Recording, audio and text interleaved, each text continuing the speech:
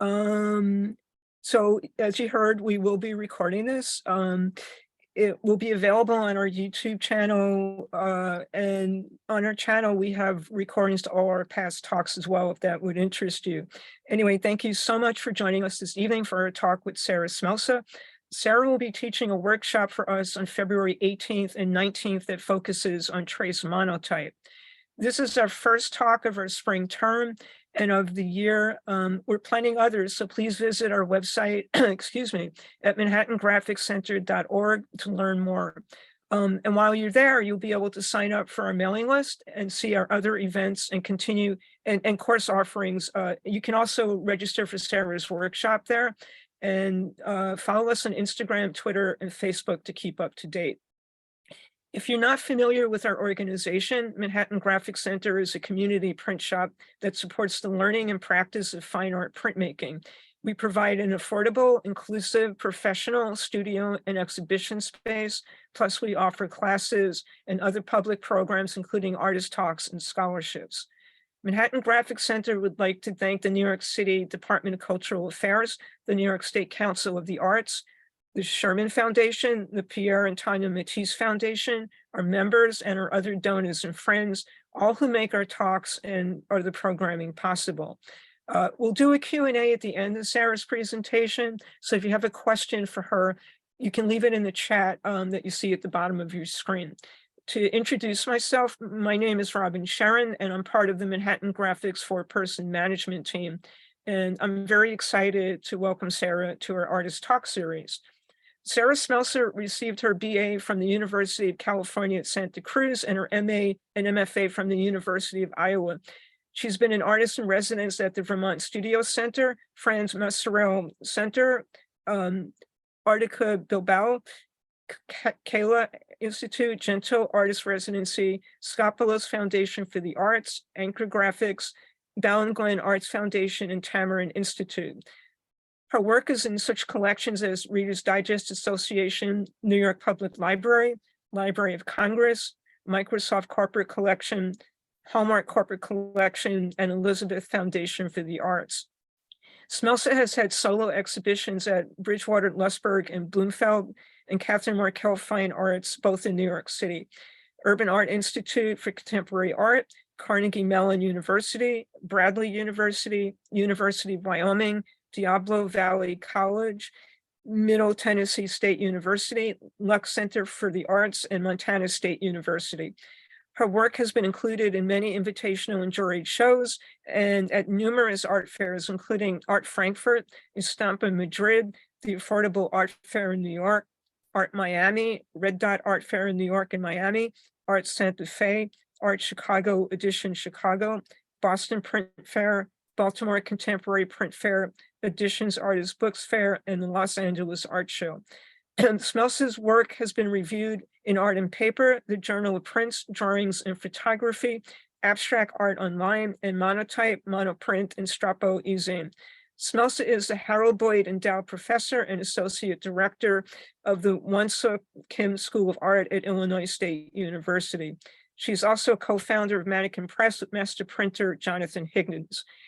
Sarah has taught monotype workshops at Kayla Art Institute, Berkeley, California, Remark Print Workshop, Albuquerque, New Mexico, Chicago Printmakers Collaborative, Chicago, Illinois, Frogman's Print Shop, Omaha, Nebraska, and Rutgers University, New Brunswick, New Jersey.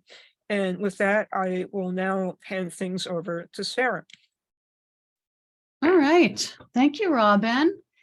And Kay, I see some old friends here. I'm really glad that people responded to my promo. So I hope you ask some questions after. That would be nice. So let's see. I'm going to, as Robin mentioned, this lecture it's in conjunction with a workshop I'm going to be teaching, and the way that I'm seeing it is that everything that I'm showing you uses the techniques that I'm going to be covering in my class, and I'm showing you low tech stuff, And sometimes I think about it as no tech stuff because some of it doesn't need a press, which is unusual in printmaking. And what I'm going to do, I actually, I'm going to go against a couple of my rules, my personal rules. And I'm going to show the work in the company of images that inspired it. Because that's an opportunity that you never have when you see the work in a space without the artist. So, I'm trying to, I guess, make the talk very different from the experience that you might have seeing the work otherwise. Especially because I'm in Illinois. I'm so far away, and it seems so strange to talk to people who I can tell are in so many other states. And it seems like a good time to sort of tell some secrets, give away some of my secrets for the work. When I'm in the real world, the non-virtual world, I really don't explain the work very much. The work, I let it sit for itself or write a statement, and I let the viewer do whatever they want with it. Robin mentioned that I teach at Illinois State, and I sort of, I approach it that way with my students too, that you put the work out there. And, you need to write about it, you need to talk about it, but, you can't control your viewer. All right, so I'm going to get started. I'm going to share my screen, and I'm hoping everybody can hear. Let's see. Here we go.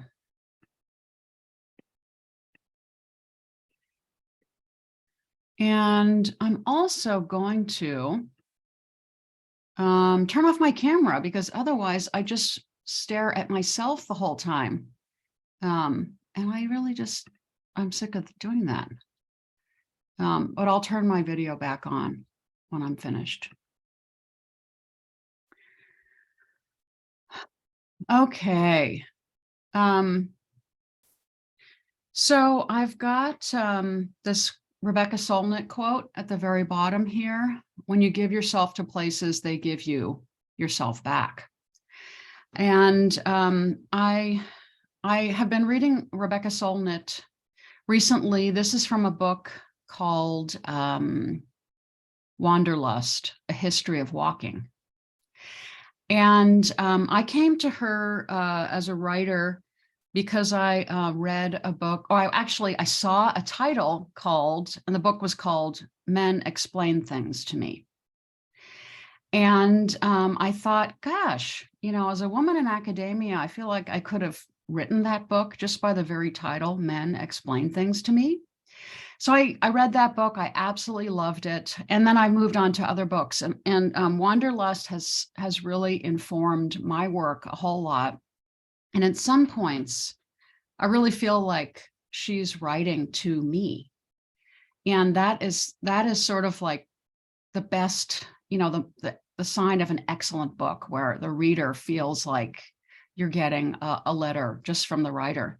And that's this experience that I'm having with her book. And I picked out this quote. I think it's beautiful, and it's also true. And it applies to what I'm going to show you. And it kind of sets the stage for this talk, because I'm going to be showing you work that comes from different places that I've been, where I've had residencies. And so the work is about place and one's experience in place. So I grew up in the 70s, and I spent a lot of time traveling with my family because my dad, he taught sociology at UC Berkeley, and his research took him to many different places. And he would bring my brother and I and my mom, and we would live in different places, sometimes for extended time. So I got to go to school in France and in London and spend years abroad. And it helped me, learn about the world, certainly, but it also encouraged me and made me really fall in love with travel. And that has that has stuck with me. And at the time, I really felt like I was having an ordinary life, that everybody had upbringings like this. And now I know that I had a very privileged upbringing. And that's something that I always try to remember. And I'm doing my best as a faculty member to try and, I guess, sort of make up for that in my classes and in my role as associate director at Illinois State. Okay, so Robin mentioned the Skopelos Foundation for the Arts. I did 2 residencies there, and I'm going to start by showing you work from those experiences. So this is sort of part artist talk and part, what I did last summer, kind of travel talk, I guess. And I have done other residencies. It's something I love doing, but I teased out to talk about to you today. So I have 3 children, and I try my best to plan professional opportunities that include them, so they can have an upbringing that had some of the best parts of my upbringing. And I've been pretty lucky to have summer residencies so they can come with me, or longer ones where I could take them out of school and put them in school elsewhere. And I'll talk a little bit about that. So at the Skopelos Foundation, I worked in the studio every day, and my kids went to the beach and ate gelato every day and had a fabulous time. And I think I had a more fabulous time, essentially, but their encouragement has helped me return to residencies that I've been to before, which I wouldn't have done otherwise. So let's see, let me just think about how I want to talk about this. Well, so the first time that I went to Skopelos, it's an island in the Aegean, and it is about 6-hour ferry from the mainland. So it's pretty far away from Athens, kind of what we think about as Greece. And it's an island where people live, but it's based on a tourist economy. And it's usually based on Greek tourists rather than a whole lot of Americans, which was one thing that I was attracted to. And I decided to approach my time and the work that I made in a very, what I thought was a straightforward manner and a flat-footed sort of approach, which was that I was going to use a map. And the image on the right, of course, isn't a map. That's a photograph. It shows the port of the island.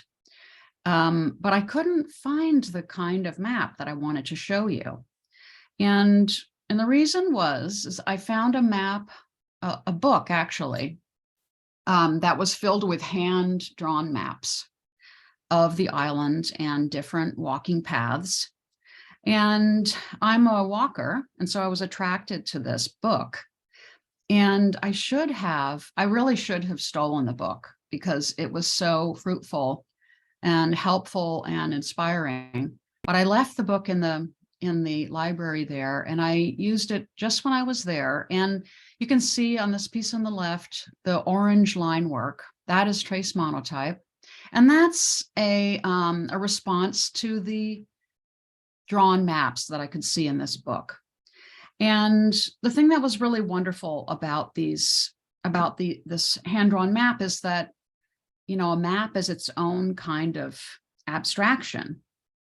And it being hand-drawn, it was sort of further taken away from reality or place. It was further distorted. And then as I was drawing it, I didn't copy it or trace it. I just observed the hand-drawn map and and drew it from there. So it had its own, it was filtered through my observation through my hand, and it was also flipped left to right.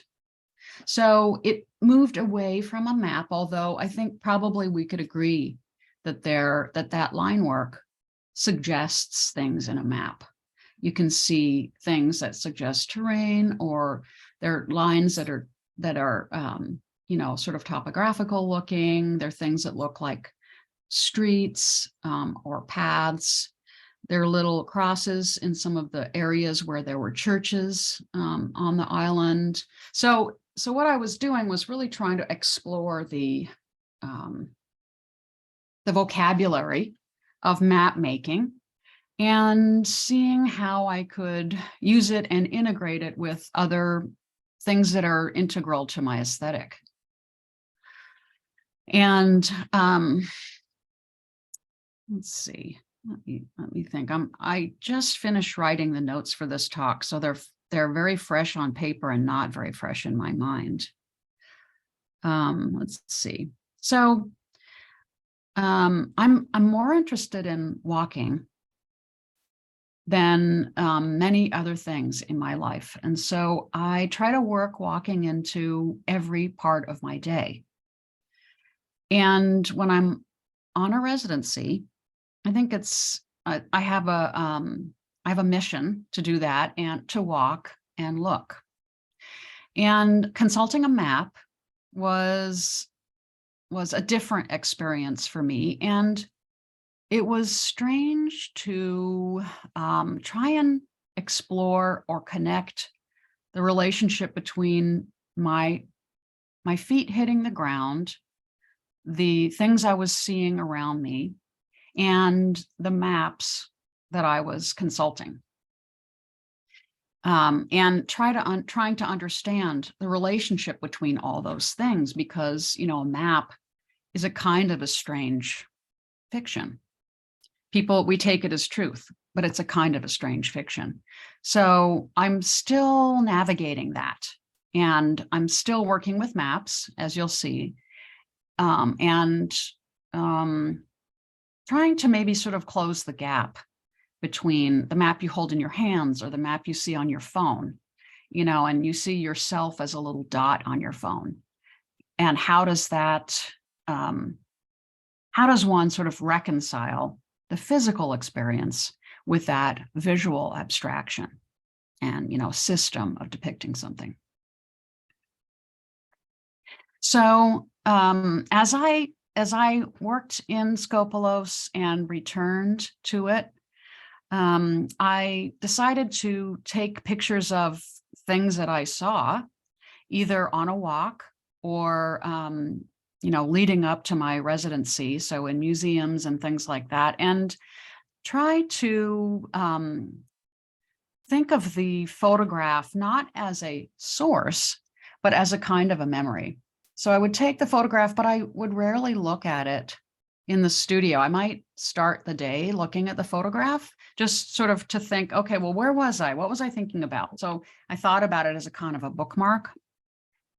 And I tried to take pictures of things that were, interesting to me, that appealed to me, and figure out how to translate them into the visual vocabulary that I have, that's in my bones, and filter it through that aesthetic.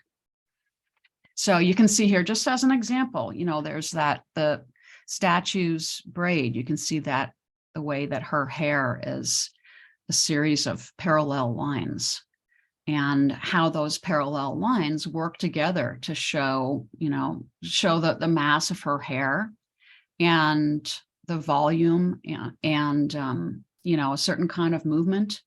And that's something that, we think about often. I think when we see air moving, when we see water moving, we see similar sort of visual phenomena. So sort of thinking of capturing those things and thinking about the spirit of those things and what they could suggest and how I wanted to use them. So I think about this sort of gathering imagery as research. And I have a lot of lots of different things that pile up in my computer that are research that I return to very rarely. It's more like the experience of taking the photograph. So one thing that, of course, about traveling is being a tourist. And I think it's unavoidable to be a tourist, and I've always associated that with with negative connotations. But I guess I sort of embraced it. I think I'm naturally a tourist, partly because I never look the part where I am. I always stand out, especially in a place like Greece. Sometimes people will think I'm German. So other Germans will approach me. So you stand out and you look at the world you look at the world around you as an outsider. And, one of the trappings of traveling is the stuff, all the souvenirs, tchotchkes. If you go to a place that is traveled to, there's a way for people to make money. And I'm always so enthralled with these stores that sell nothing but souvenirs and tchotchkes and make a good living, I imagine. And I generally, I partake a little bit. I buy some of these things, but I generally prefer to look. It's not because I don't want to buy, it's because looking is more rewarding. Things that are tacky are funny, but also, souvenirs, they're eye-catching by nature. They're supposed to be eye-catching, for people to see and to want and to have and to look at in their homes and think about their trip. And, the thing that I'm drawn to is the color that pops in souvenirs, that you can see in this picture on the left, the detail that's often in souvenirs, intricacy, and also the scale. A lot of things are to be held in the hand. And maybe that's to pack easily, maybe it's to, because they're like some of these things, I think they're keychains, so you're supposed to have it in your hand. And so these things, interest me. And so putting this like this here, you can see, I'm not sure people can see my cursor, but this glass circle, this sort of flat circle, it's a symbol. It's called the evil eye. It's not specific to Greece. It's in Turkey and other places in the Mediterranean, but it's supposed to ward off evils like jealousy or spite. So the person who has it puts it in their house with the eye facing outwards. And so the eye might scare away people's ill wishes. And so I think these are beautiful. And I wanted to put them in my work. So I sort of decided, maybe these eyeballs are sort of goofy. They're beautiful. And I'm going to see how I can sprinkle them, throughout the imagery, some of the imagery, along with the other things that I've borrowed, from other images that I've taken, and kind of test my, test my appetite for quoting, different things like this evil eye, for quoting things that exist out in the world that people might recognize or be drawn to because they identify what it is. And also this sort of opened up an idea about exploring tackiness in some ways and thinking about what my tolerance is for them. Tolerances for tacky things or over the top detail. I wouldn't call this over the top, but compared to things I used to make, it definitely is over the top. So one thing about this sort of conglomeration of little tacky things like these little souvenirs. It's the sheer mass of them that's really appealing. And I've thought about this a lot, and I have a sort of a theory or an idea about why the sheer volume or sort of the effect of the sheer volume, and I call it the gap effect, which is that when I was a kid and it was thrilling to go into the Gap, the retail store, the Gap, I would meet my friends there and we would, we would just sort of roam around. And just looking in the Gap, it was so enticing and so amazing to just see all of the stuff there. Tons of stuff, all these racks and everything sort of arranged by color, and you could see all the patterns in the fabric, and that sort of thing was so enticing. But then once you went up to a rack and you took a coat hanger off and you looked at one item, it was just sort of like, well, this is disappointing. It's just a shirt. This one thing isn't that interesting. And that's something that I continue to think about, how multiplying something, turning it into a group of objects can often be way more interesting than the single object on its own. And so I'm doing that a lot in my work, but I'm also trying to figure out what it takes for an object to be viable on its own. And that's a formal exercise or a formal set of decisions. And, that's something that kind of holds my interest in the studio.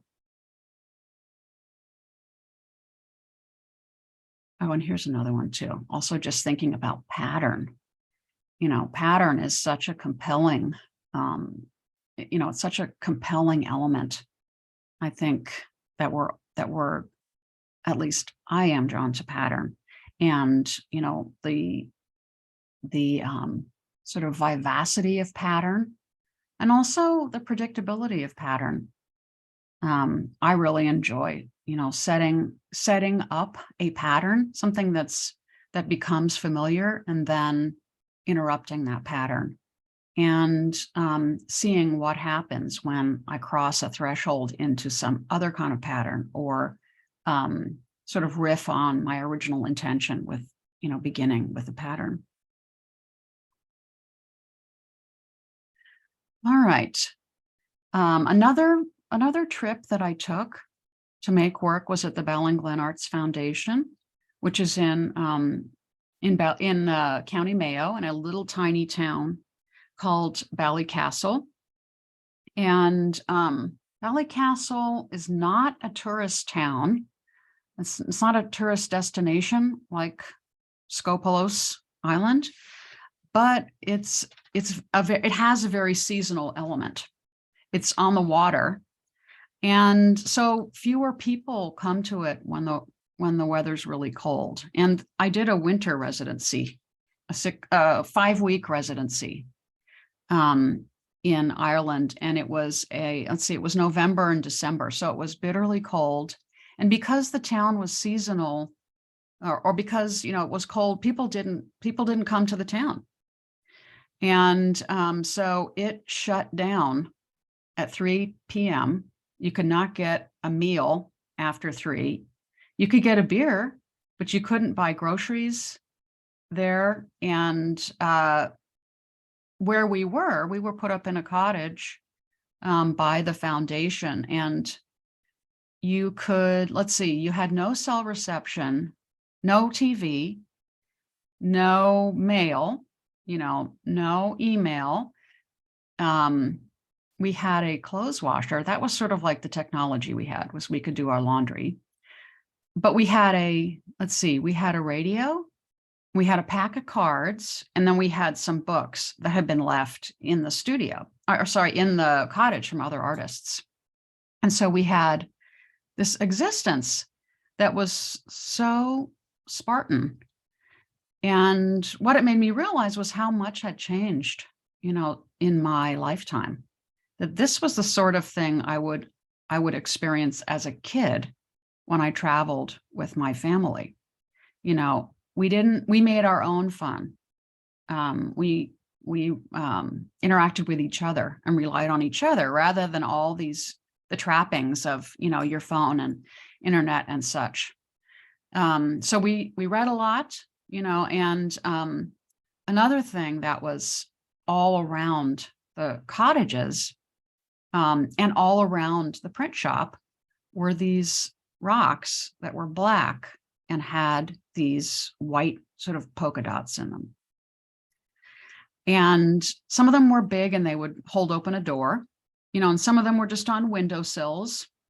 They were sort of like this sort of extra population that was in the studio. And one day I asked someone who lived in Valley Castle, you know, what is up with these rocks here? Where are they from? And why do they look like that?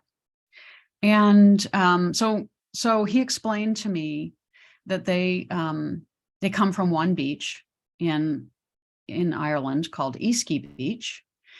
And they were made over a huge period of time where, so if you imagine that the rock was originally black, just pure black. And then there was an organism, some kind of a worm that, you know, lived in the rock and crawled its way through over time. And subsequently, another kind of rock, a sediment washed into the rock with the holes, and the sediment was light. So you could see that the white polka dots, they ran all the way through the black rock, and the polka dot went out the other side. And we went to Easkie Beach, and despite the signage there saying don't take any rocks, we took a number of rocks because you couldn't help yourself. There was this form that was so beautiful and discreet and self-contained. And even though the whole beach was covered with these rocks, you could find satisfaction in holding just one of them. Just one. There was enough there. There was no sort of ho-hum that I would have in situations like going to the Gap. And I was so inspired by these forms. I think I'm interested in a form like this anyway, you know, a rounded form that is its own sort of discrete object and has forms within it. Those things I'm interested in naturally. So to find these rocks, it was really kind of a strange dream come true. It's like you could hold it and you were holding a whole world in your palm, and also a whole history, thinking about how that rock was made. So I took some of these rocks and I took them into the studio, and let's see, where's my cursor? And so I decided to try and work these forms into the images that I was making. Among other things, like these sort of groupings of dots, these lines, they were kind of in response to the weather that we had, because it rained every day, every single day, almost all day. And I'll talk about that shortly. So I sort of had this time ruminating on these forms and kind of thinking about how imagining and maybe visualizing how they had been made, and enjoying kind of just playing with these. And I guess having one lead to another, and you know, thinking about their scale, you know, that you could be inside one, you could hold one in your hand, and you know, it sort of might look the same on the inside as seeing it from the outside. And I feel like this sort of form of this polka dotted rock, it was a perfect inspiration because it was very specific and abstract and unrecognizable to someone who wouldn't know what it was. but it was also something that I could bring with me and look at and hold.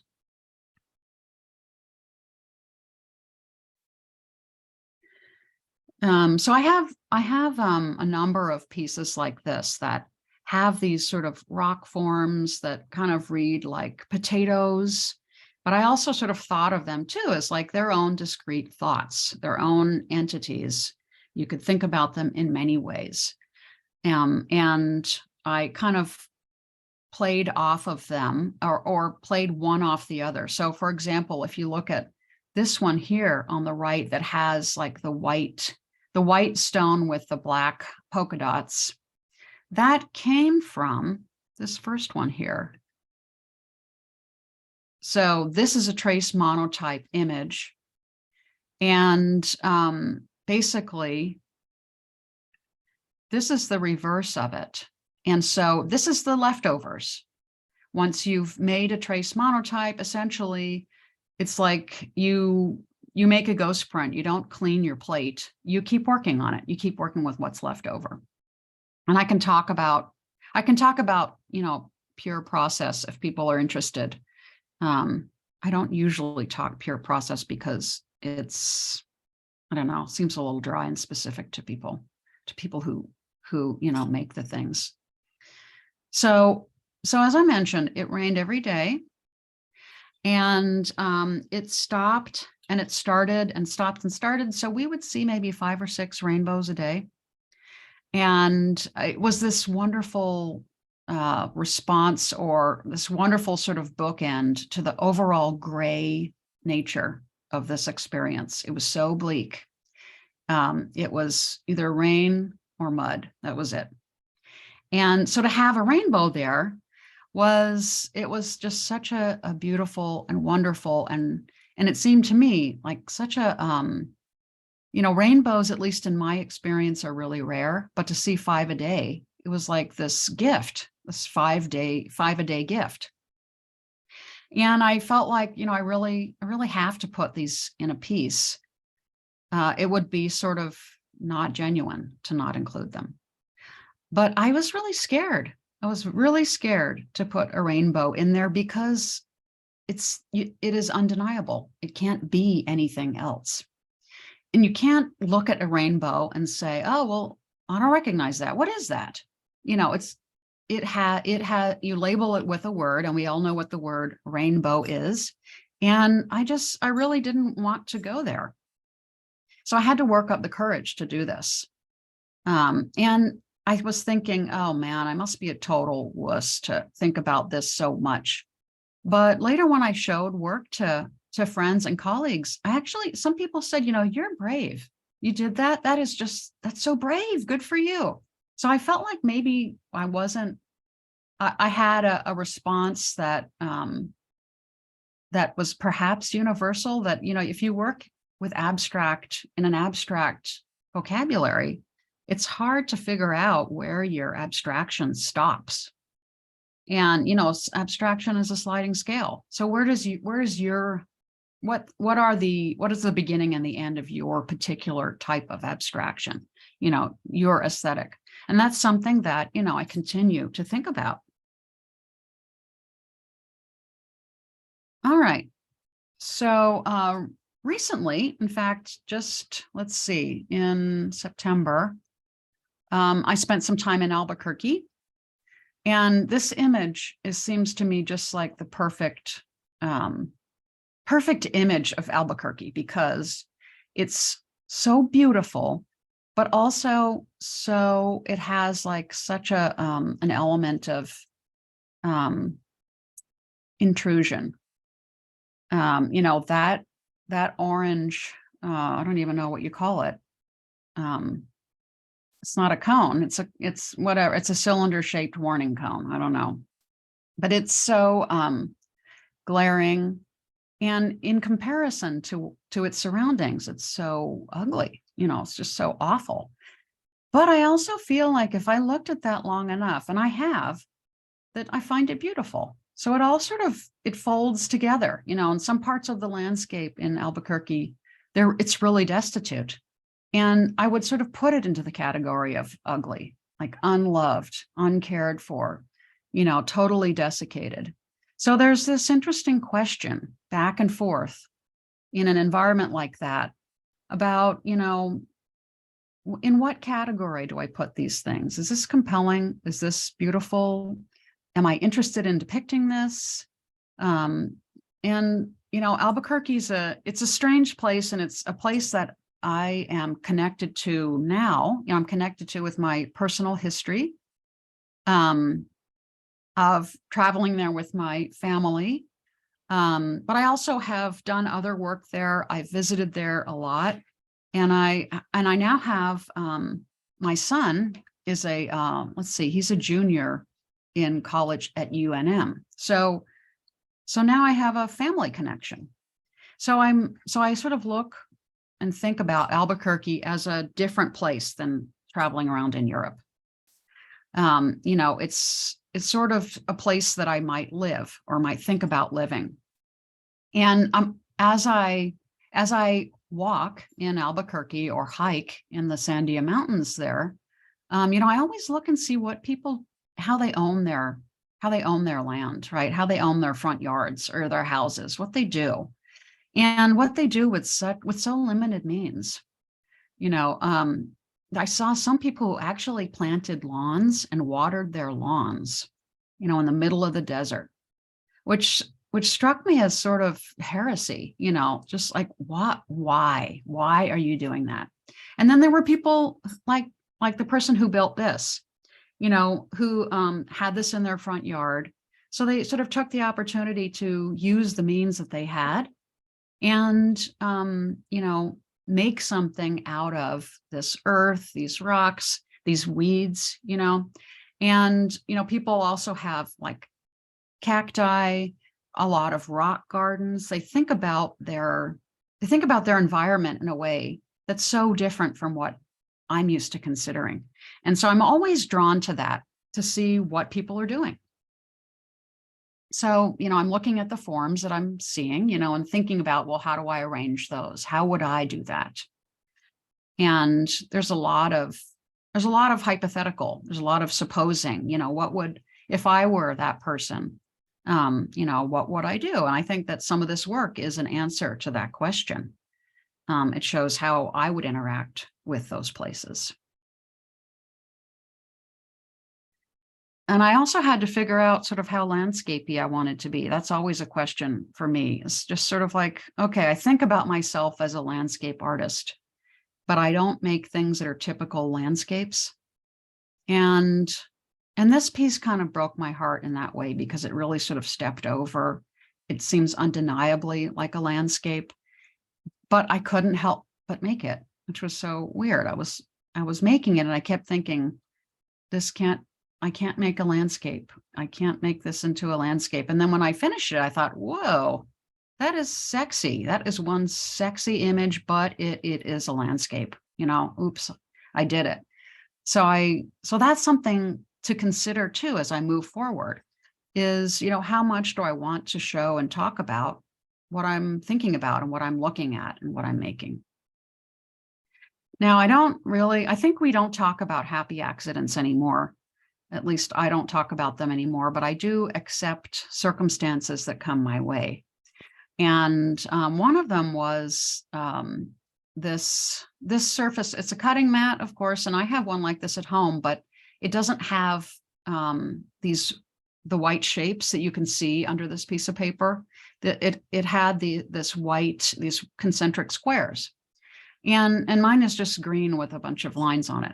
But when I saw the piece of paper, I was going to cut the decal off, and I saw it, and I could see the squares underneath, and I thought, this is just this is perfect. These squares sit in this full piece of paper, the full sheet that I'm going to use. They fit in there perfectly. And I want to borrow this, not just things that I see on a walk. I want to borrow this relationship between, this grid and this piece of paper. So I started to do that too, and kind of work that gridded shape into the other things that I was thinking about. The forms that I saw, the images that I sort of collected as I walked, and then I would bring them to the grid and kind of think about the grid as the studio space, bring them to the studio space and bring them to that rigid system that is a grid, and try to figure out, okay, how does this rigid system work with the other sort of kind of loosey-goosey elements that I'm thinking about in this work? How can I bring them together and play with them and think about balance, and also, have a compositional conversation? How can these things work together?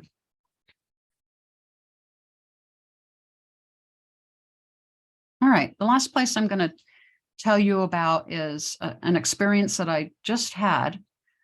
Let's see, from October to December of 2022. I spent 6 weeks at the Contemporary Print Media Research Center at UC Santa Cruz. And that was such a trippy experience, because it was also where I'd gone to undergrad. And so I was working right next to the shop that had not changed at all. And it was just like when I was a student. And I had my own studio, but I had really no responsibility, no teaching responsibilities, no required interaction with students, unless sort of they approached me, which was really strange. But I got a ton of work done. Every day I trudged up this hill to the studio space, and every night trudged down. And what I'd like to do in closing is to read to you a short statement that I wrote about this work. I'm still processing this work in my mind, but at the end of the residency, I had an exhibition. And so I wrote a statement to accompany the work. And the show was called Campus Tour. So here we go. What do you do if you're planning to go to college? You do your research. Part of researching colleges is visiting campuses and taking college tours. I remember this process, and I'm reliving it through my oldest son and daughter. There's usually a shuttle and an undergraduate tour guide who shows off the picturesque parts of campus. As a very young adult, I fell in love with the campus at UC Santa Cruz, and I subsequently fell in love with the printmaking process via the female faculty powerhouse of Kay Metz and Zarina Hashmi.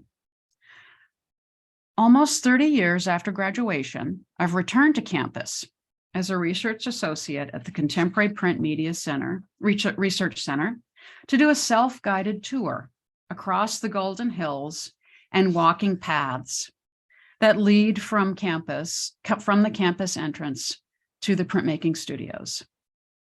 The resulting body of work reflects my thoughts and ruminations as each morning's march up and evening stroll down reveal something different, equal parts new and familiar.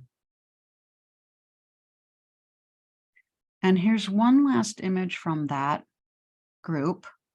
And I'm finishing with another Rebecca Solnit quote from her book, Wanderlust. And this quote, got my thing over it. Let's see. Walking is what links up reading the map and living one's life. The personal microcosm and the public macrocosm. It makes sense of the maze all around. And I think that her words have helped me figure out what I'm trying to do. And in a sense, kind of give me a challenge to figure out if that's also what I believe. And I think that is all I want to tell you. And I was really hoping by now there might be some questions in the chat. I see someone made a comment. We can see your cursor. I love that. Thank you, Kay. And I'm hoping that people want to either chime in, chime up, or yes, folks. So you can either type your question in the chat, or if you'd like to unmute yourself and ask it, that's fine. I kind of have a comment to start. it's not actually a question, but I noticed how you're open to responding to your surroundings. In other words, like the rocks you saw in Ireland, or the grid that you saw in your other residencies. I thought that was kind of interesting to me. That your open-mindedness, that you could see these things and be curious enough to investigate them and then incorporate it into your work. Well, I think that that has to happen when you go to a place to make work. At least I can't just make work that feels like what I usually make. You know, I have to make something that is in response to that specific place. And I'm not quite sure how else to do it except that way. So that's that's the most natural way for me to work away from my familiar trappings, you know, away from my studio. Okay. Um, oh, so we do have a bunch of questions. So I'm just going to start with the first one and read it off. This is from Lynn Letterman. Can you describe the process of trace monotype? Yes, trace monotype is, I think we first see trace monotype. Oh, I won't delve into a history lesson, but trace monotype is where you doctor your ink, so it's really stiff, and then you roll it out onto a surface. It can be, you know, you can roll it onto your countertop or a piece of plexi or something like that. And then you place your artwork face down, you know, image side down, and you draw on the back of the artwork.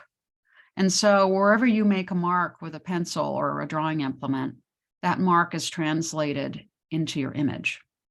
And the stiffer your ink is, the tighter and cleaner your line is. And that's a basic. There's lots of troubleshooting that can be done and lots of ways to mess up trace monotype, but that's a basic description. And so I do that with the marks that with the lines and marks that I make, but I also use a press and stencils, so I can make forms and you know, and shapes and passages of color. So those are the two elements that I have, is, you know, a line and flat color. All right, Okay. so I see Micah. Yeah, they want to unmute. So Micah, unmute and Well, I ask want your to hear question. Micah's voice because it's been way too long anyway. It's been way too long. Hi, Micah. It's so nice to hear your voice. I've been cooking dinner, so I was muted and off and routinely showing Anthony your face. Oh, okay. So it's nice to see you again and nice to just hear you again and hear you talk about art. My question is maybe a bit loaded, but I just consider it payback from being a graduate student. I'm kidding. I've always thought about, and Boomy says hi. He's in my lap. Anyway. So I've always thought about like how you divide the picture plane, and how there are these different sort of prints within prints. And I've always thought about that as one of the most important things in your work and one of the most beautiful things. And I think that talks about landscape, and I think it talks about, you know, division of land. It can talk about these lines on a map that maybe mean something, but also are kind of pretty arbitrary. And I can't help thinking this, and I just want to preface it by saying this comes from a perspective of a man. But I was wondering, you have so many roles, and as you know, your friend and as someone who knows you have so many roles, so many responsibilities. Like you're a teacher, you're a mother, you're a wife, and you're a daughter, and you have all these things. And I think maybe recently, just kind of like me trying to negotiate, you know, what it means to have all these different roles and how that filters into the work. And you talked about like sometimes things aren't good and sometimes they aren't bad. And I was wondering if maybe in the earlier work, there seems to be a little bit more compartmentalizing, right? Like these different spheres, and they all live together, but you know, I was listening to a Buddhist monk kind of talking about how we have all these different things, and sometimes we don't want to integrate them, right? Because it doesn't feel so great. And I was wondering, looking at the later pieces, as as the spaces, you know, the divisions are still present, but there seems to be more of a sort of integration of them. They sort of dance, they sort of start to touch or start to merge at different places, either through like a color shift, or maybe there's a similarity in the pattern. And I just wonder, is that just maybe do you think maybe it's just getting to a point where things, you're less concerned maybe about breaking things up so much and letting them naturally fall apart from each other? And also, I asked that also because the rocks, I was thinking about like what it means to hike and the cairns, and you know, cairns and rocks are all about, you know, the journey, right? The path. And it seems like, you know, in lots of ways, these are little windows into your path of not just walking, but living with your family and trying to share an experience, but also trying to bring that back. And wonder if you can speak to that. There's a lot there, but I wonder There if is a any lot of that, there. if any of that resonates, or it could just be me assigning content as well, or trying to Well, find that. I think we naturally, you know, if we know someone, we assign content, um, and maybe also, you know, make some assumptions and suppositions, or maybe even some wishes or desires for someone, you know, as we look at their work mature, and or maybe not mature, but change over time. And maybe we think that's a reflection of that person's nature or character changing over time. And it's hard for me to say that your assumption, that I'm less compartmentalized or less rigid, maybe. I'm not sure I would say that's true. I think that is a personal ingredient, right? And aging and having my kids grow less dependent on me, I don't think that changes my personal nature.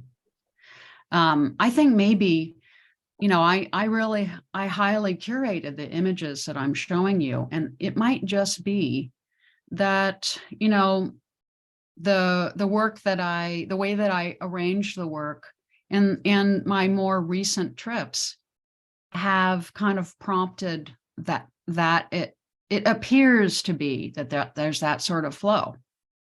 Because some of the works that I showed early in the early part, you know, I'm still really interested in them. And sometimes I'll look at them and say, I need to plug back into the spirit that made that. So I'm not sure that it's as easy to explain as what you're seeing, but at the same time, I'm happy that you saw something that was maybe more organized than I naturally am. Like, to see a flow, I think that's really great. I'm glad you saw that. But just thinking about someone who doesn't know me probably wouldn't see that, I'm thinking. So that's a short answer to your long question. Okay. So we'll move to the next. So Mike, I hope you're done. Did you want to ask a follow-up, or I guess? No, just thank you to Sarah.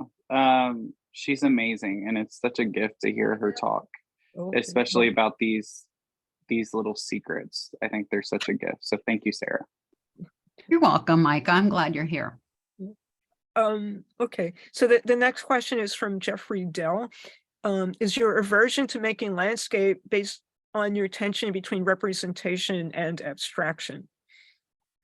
Jeff, that's exactly it. That's exactly it. And I really don't want the work to, I often feel like representation or naturalistic work, naturalism, it's easier to dismiss because we know what it is. And I never want that response from a viewer. I'd much rather someone say, like, what am I looking at? What is that? What am I supposed to look at? You know, to have that sort of confusion rather than say, oh, a landscape, you know, because I really feel like there's like this, maybe me as a viewer, I don't have an entry point into an image that I recognize fully. Well, there's that. Yeah, I mean, it's to me, I feel too easily explained by making something that's representation, and just also personally, it does not interest me. You know, I don't want to make something that I've seen somewhere. I'd like to make something that I try to figure out how to make, you know, that I have to make kind of from scratch, but with these suggestions from things that I have seen or that interest me in the real world. You hit the nail on the head. Okay. So we have a comment from Cynthia Driver. Wow, gorgeous images and wonderful presentation. Thank you, Cynthia. Thanks for coming. Then we have a question from Carol Struve. Can you talk about your approach to the way you break up the picture plane, the shapes that make up the ground, the colors?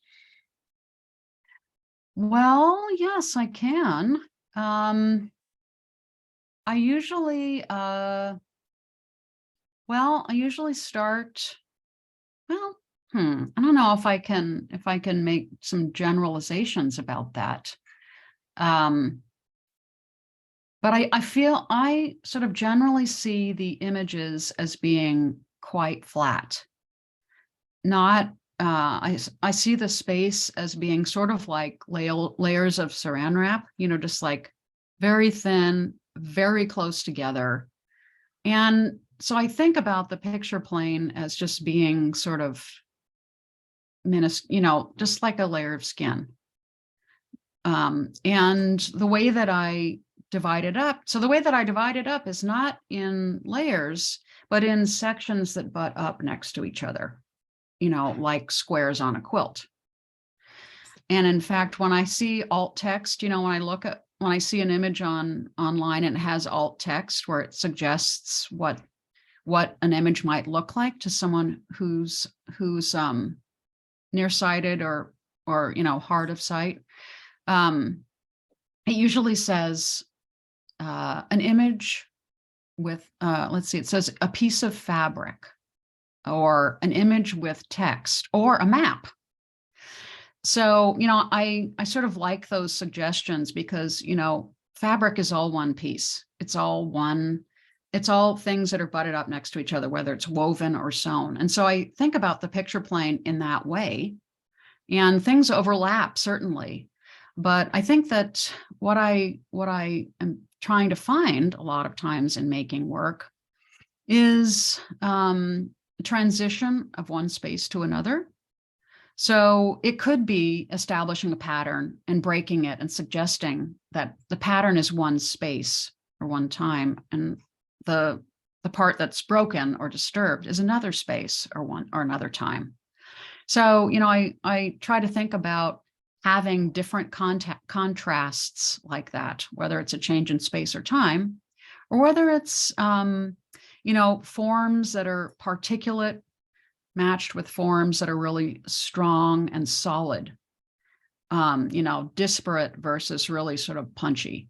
So I, you know, think about arranging those elements in a space, you know, composing with those elements and trying to find a kind of an answer. You know, like you throw all these things on a piece of paper and you have to sort of figure out how they're supposed to have a relationship with one another. And that's really the process, is, you know, what is this relationship, and how, well, when is it finished, and how am I going to dictate how these things speak with each other? So that necessitates breaking up the picture plane and suggesting, you know, a change in space, but definitely a flat plane. Thank you. Oh, you're welcome. You're welcome. Excellent. Okay. Judy Deckel is asking, what kinds of paper do you print on? I used to print on a whole variety of papers, and I narrowed it down to one that just does everything for me. And it is really straightforward. It is Kitakata. And it's easy to find. Kitakata natural, Kitakata greenish. It's sort of this, if you go to a paper store that doesn't have a very good inventory, it usually has Kitakata. So it's easy to find. It has a beautiful silky surface. It's just seductive, and it's totally user-friendly for what I do.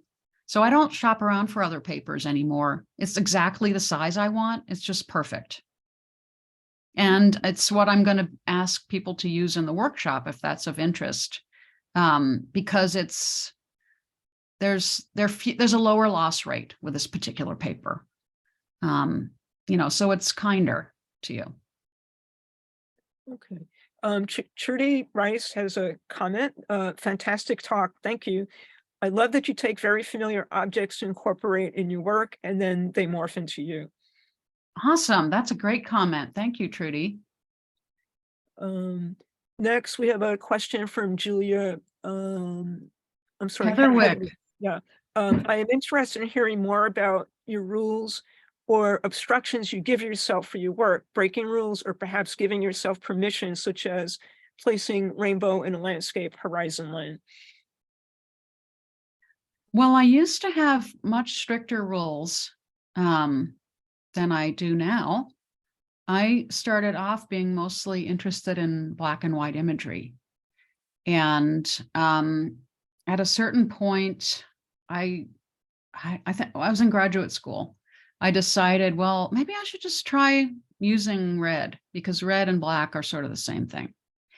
And that really opened up this whole thing that I didn't realize I needed, which was a color palette. And I kind of let one color in at a time. So red, yellow. And for the longest time, I really just thought, I'm never going to use blue ever. That's sort of like against my religion. Blue does not work for me. And I couldn't really even tell you why. It was sort of like an appetite thing, like, what you're going to eat and what you're not going to eat. And I just was not going to use blue. And I established those sorts of rules, like aversions. I think we all do. We all know what we're not going to do in the studio. But I also am interested, I hold on to those sorts of aversions and those kinds of rules, because in the end, I'm interested in breaking them and seeing how I can do that. How can I break that rule and still make a piece that I want to keep or show, and then I'm not embarrassed about, that doesn't get torn up and thrown in the trash. So those rules are important. And they form you as an artist. The rules that you make for yourself, they form you, and the things that you make. And then the thing about breaking rules that I always fear is that I'll sort of lose myself, right? I'll make a work that just doesn't feel like mine or look like me, in some way. I think we all have that. That fear a little bit, or I assume we all do as artists. But I have learned that is impossible. You cannot leave yourself behind. So forming rules, I often know I'm going to break the rule at some time. So it's not really a rule, but I do feel like the thing that my goal in almost every piece is to have conflict, to have conflicting forms or conflicting colors or conflicting surfaces. And I don't mean conflict in terms of like something that's really harsh or wild. I mean contrast. That is one relationship that interests me, is things that work in contrast to each other. I mean, it's like a call and response, a question and an answer. That sort of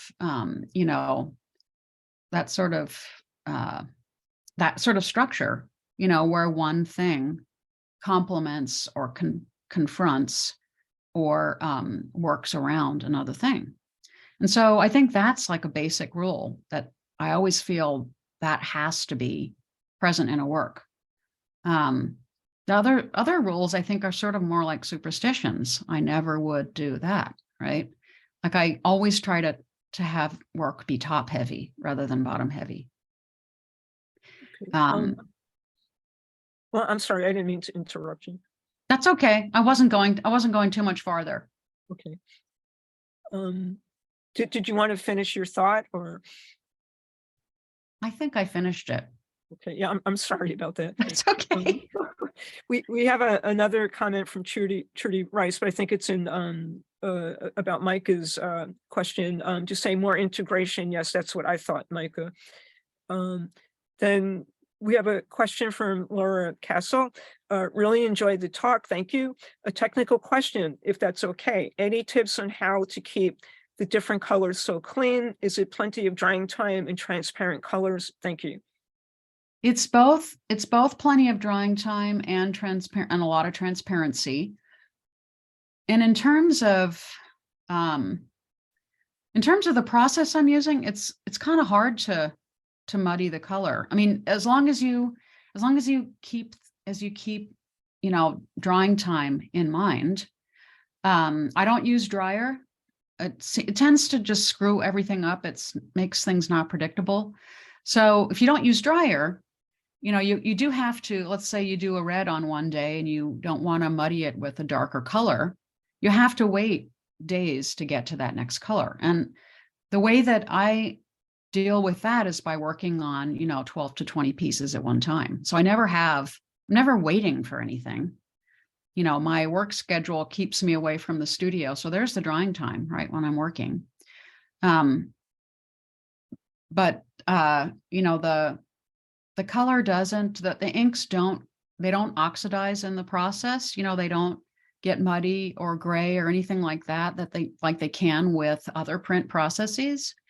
And as long as, yes, I can get the ink to start to dry, then the oil in one ink will not attract the oil in another. The oil in one color will not attract the oil in another color, and I can keep the colors discrete. That was another thing that was really hard about making a rainbow in a residency, was making sure that everything stayed in its lane. The red couldn't move anywhere else. I had to be really uptight about that, because otherwise it would look like a screwed up rainbow, And when you're going to do something deliberate like that, you want to own that. And so, yeah, you do have to, I do use a lot of transparency. And when you do that, colors stack no matter when they're done. If you work from dark value to light value, that will often keep things cleaner. I have found, and you can work more quickly if you work from, darker to light or more opaque to more transparent. Okay. So we have sort of a comment, I guess, from Joe Wood. Thank you, Sarah. Lovely to hear you talk about your beautiful work and process. Joe in Australia. Wow, we have somebody. Awesome. That's great.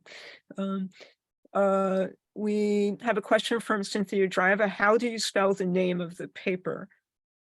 It is K-I-T-A-K-A-T-A.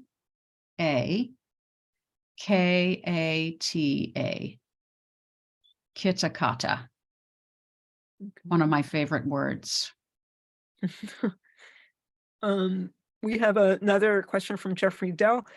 Building off your answer about knowing what one is looking at in representational work, I understand your answer to being an aversion to labeling, naming, and ultimately words. So is language abstract or concrete? Oh my God. Wow. Okay, Jeff. I think it's hard to say that language is one thing or another, abstract or concrete. It's funny, I got into this interesting conversation about, can words hurt? Can words be harmful? Do they have power? And of course they do. And I think that's the thing about the relationship between a word and an image. I think that's really powerful. And, the way that I think about that really is in terms of the title, right? That's sort of where words come in for me, but I'm still sort of cagey about titling, because I don't want that to be, I want that maybe raise more questions than answer anything. Like the title might be a way for someone to look at an image differently or more or deeper or questioning. And that kind of comes from a desire to acknowledge an audience that isn't art savvy, or image savvy. And it really comes down to going to museums and, cathedrals and castles and things like that with my dad as a kid. Because, I really feel like he's the smartest person I know. He was the smartest person I know, but he didn't have a way to approach an image. That was not part of his skill set. And so, I remember going to museums with him, and he would, look at an abstract piece and say, the title says woman with a bicycle, and I'm not seeing the woman. So, that kind of 1-2 punch of observation, that I learned from that you can be really smart and still have, still be very flat-footed as a viewer. And so I think about that sort of viewer, and I'd like to engage with that person. I think engaging with people that look at images all the time is much easier. They're more open and they're already sort of in shape, And so I'm interested in that particular viewer that isn't well versed, and I'd like to have something to say to that person.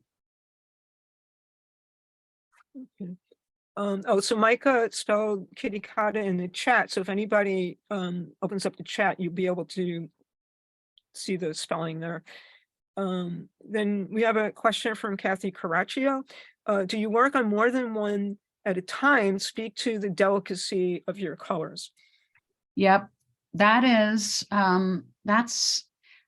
that's a way to be productive, right? To work on many things at one time. But also it's a way to deal with the process and slow drying and keep the colors distinct.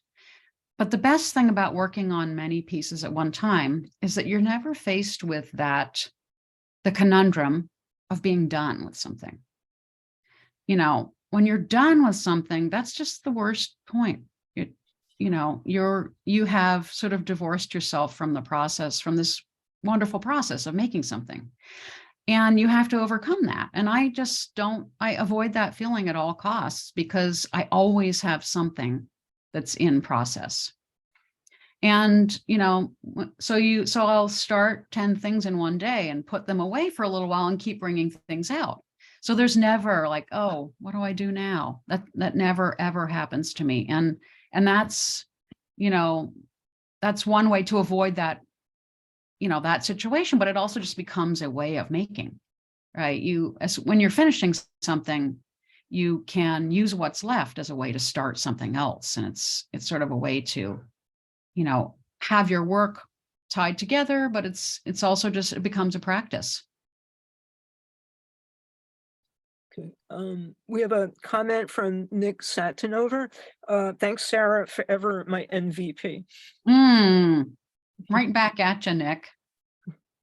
Then a question from Lisa Turner. Does the orientation of your work change as you work on it? It does. It does. And it kind of goes back to Jeff Dell's comment about defining something.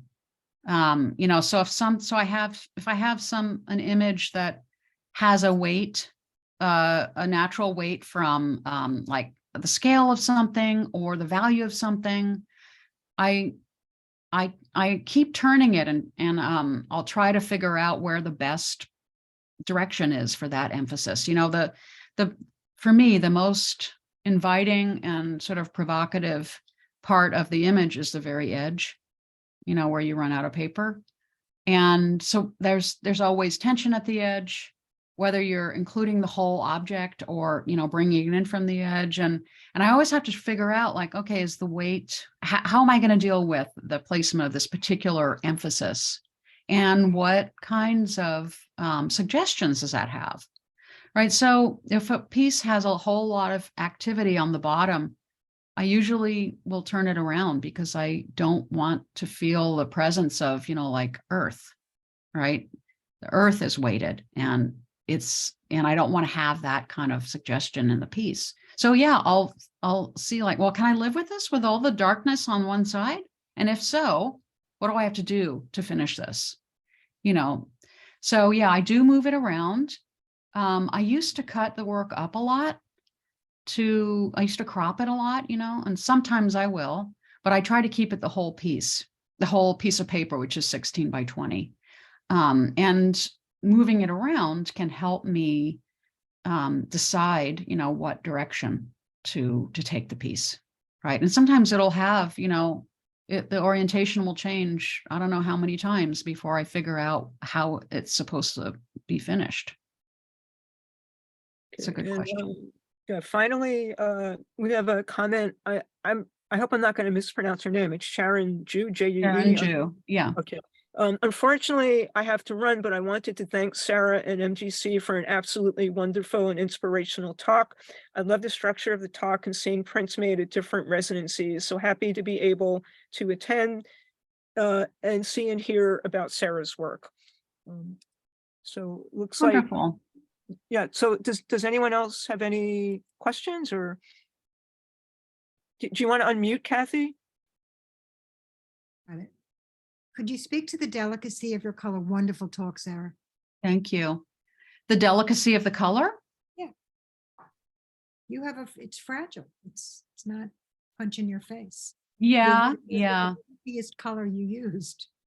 Say that again? Your rainbows, which visually are delicate, in your landscapes got to be punchy. Yeah. Oh gosh, I'm not sure exactly what I have to say about that, really. The first thing I always do when I'm mixing a color is start with the tint base and sort of test my, my capacity for color as I go. Maybe it comes from working in black and white initially, and sort of being scared about the liveliness or the vivacity of color, and not wanting to delve too deeply into it. Some of the things I make feel really bright, but it's sort of relative brightness it's relative to other things. And I guess, color is always part of the conversation. When you make work that has color in it, it inevitably comes up in conversation. And I always feel that, work that's very bright in color, maybe that's sort of all you get to talk to. That people cannot get past that, the brightness, or I don't know if that's true, but I guess I just wouldn't want that to be the case with my work. So I use a lot of color that's, very thin, very transparent, very thinned out. And it lends different things to the work. Maybe you see something at one time, and then if you look back again, something else occurs to you because there's subtlety, or something kind of makes itself known, right? It doesn't hit you over the head. So there's that. And I would always love a second look in the work. I think a lot of artists would. But also, it makes you delve in as a viewer. You really literally sometimes do have to step right in and look and examine something. And that's something that I really appreciate from a viewer too, is an examination. And I think, using color that's more transparent or, lighter in value can make a viewer do that. There's that too. Gosh, I think that's all I have to say about that, Kathy. That's a really tough question, because sometimes you do things, and if you do them long enough, you don't think about it anymore. You just do it. So I'm sort of at that point where, that's what I do. And it's good to have a question like that, because now I really do need to be more conscious about that in the studio and ask myself, does this still fit? Is this still why I'm doing this? So thank you. One of the things that I realized is printmaking ink is so hypersaturated that if a student doesn't spend time maturing their palette, it comes out too intense in all the colors because they're too busy and they're going to just take the ink out of the can and that's what you're stuck with. And so I always say you failed in this piece because it looks like student work. You didn't take the time to develop a palette, and painters always do that. And that's why printmakers can look like students in that they don't take time with the palette. And you clearly invest in your changing the texture of your ink. Thank you. And thinking about that palette and working with transparency. The ink is just too much out of the can. It's hysterically saturated. But it's also, it's sort of like food, like some of those colors that are really saturated, they're so delicious. It's like you can't help yourself. And I think that's dangerous to just like dive right in. And you can say that again. All dessert. Yeah. Yeah. And you kind of lose yourself, I think, sometimes just with that, all that saturated, powerful color. You have to creep up on that. Okay. So Jeffrey Dell left the last message saying, I have to run. Thanks so much to Sarah, and thanks. Well, he wrote MGS, but we know he meant MGC. But Sarah, thank you so much. This was such a wonderful talk. And thanks to everyone who joined us. Just as a reminder, visit our website at manhattangraphiccenter.org to sign up for Sarah's workshop on February 18th and 19th. You'll also be able to sign up for future talks and see our other events and classes and join our mailing list. Also follow us on Instagram, Twitter, and Facebook to keep up to date. And one last thing, if you're in the neighborhood, we have a great exhibit in our gallery, In Memoriam David Thomas, a memorial exhibit for a much beloved MGC member and instructor. It's on view until January 28th. So thanks everyone and have a great night. Thank you so much, everyone. Hi Take to the care. family. Hi to Jonathan. Okay. Yes. Yes. Take care. Are you in your studio? No, I'm in my house. Can you unfog the background? No, it's a mess. It's beautiful. It's a beautiful scene. It's a Thank you. mess. So Thank you. yes, you can just see the colors and the, I Do you- I should do you that because still my have the red apartment's pretty cowboy messy. boots? Say that again. You still have your red cowboy boots? Yes, I do. Yay! That was our first day. Go to the secondhand store and you bought red cowboy boots. I think that was your birthday. Was it my birthday? Was it July? Yeah. I think so.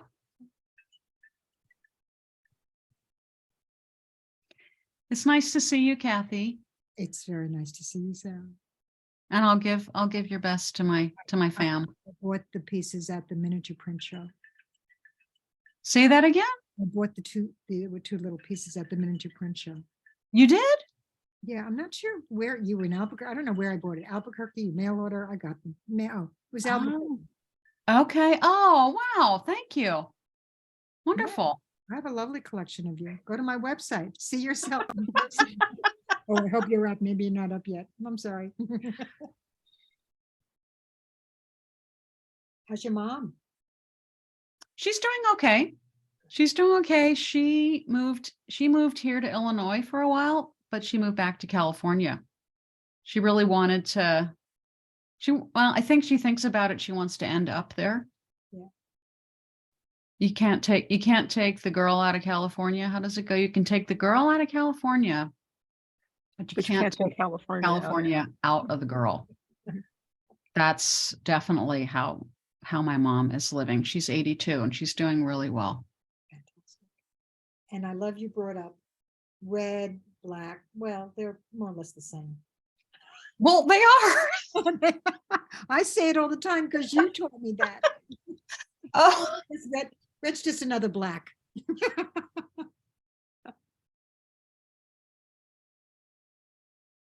I have a piece that you stitched on. You use thread. I love it. That element, because I sewed all my life. So I love that sensibility of the little dashed line is also the little stitched line. It's so parallel. Do you stitch anymore? I do. I do a little bit, but it really is it's something that I do to accompany something else, right? So if we're traveling, Jonathan likes to be the driver, right? So I'm the passenger, and I need to, I need something to keep me amused. So that's when I stitch paper. And it fills in that need. It fills in that need for trace monotype for that line, whether it's a series of lines that make up a form, or that dotted line. And it's also, I mean, it's surprisingly satisfying too, because you'd think it would tear, right? But that paper's really strong. And the line, like the thread has such presence. It has this undeniable kind of surface to it. Are your images Shinkolay? There, well, it's the kitakata, once I'm done, it's not really Shinkolay, it's just gluing, it's adhered to a Western sheet to, so you can handle it, you can handle it without getting your hands in the graphite on the back, You're not Shinkolaying, say, a series of dots. They're not pieces of paper. That's Nope, it. it's all on one piece. But there is that collage aesthetic at work, definitely. What material is your substrate? You mean what's the backing paper that I'm using? No, when you're making your trace monotype, you're rolling it out On what's there, glass or plexi. I've used a cookie sheet, how do you make that shape? which shape? Okay, series of rocks, series of rock-esque dots. I don't know. Well, one way to make that shape is to, make the outline of the shape and then color it in. So everywhere you're coloring, essentially drawing with graphite on the back, it's transferring ink onto the paper. So, you sometimes you can see little lines that are like, like drawing in a space. And it's because that's what it is. That's how to make a really solid or saturated element with trace monotype, is simply by coloring it in. I have like some really fat graphite sticks that will save me some time, and I'll use a harder lead for one thing or another. Yeah, so that shape, when I pick up the paper and look at the surface, I have this nice, hole. And I can use that hole as a white form and as a white, interruption in some other form. So I can draw around that and kind of borrow what's there. I imagine that the ghost from the graphite part onto the paper leaves you a pomacet on some surface. If it's glass, you're not going to take it to the press. But if you're working on a plexi, you can print it off, bring it to the. And Well, use, you can print it on the press, or you can put a piece of paper down and burnish it. You can burnish it with a spoon, which I've done, but what I do so I can be in more control is I'll draw a flat, hard passage of graphite. So essentially, I'm picking up that missing ink and the ink that's present around it. So that's how I can get lighter values and an image, like take an image and take an image onto one piece of paper and then have the negative of that image on another piece of paper. right. Because I could see you were using both. Yep. Yep. So And what do you call the item that's the white line on a field of color, the pickup? You have a name? I don't have a name for it. I don't have a name for it. I need one. The I mean, it could be a ghost. I'll bring it to you at your class. Okay. And Bring me a name, please. I want new words in printmaking. I'm sorry, I'm occupying the question box. Well, I think we're done. Yeah, I think we're done. Okay. Well, thank you. Thank you, Thank Kathy. you very much. We really appreciate it. And I'm gonna stop the recording. okay.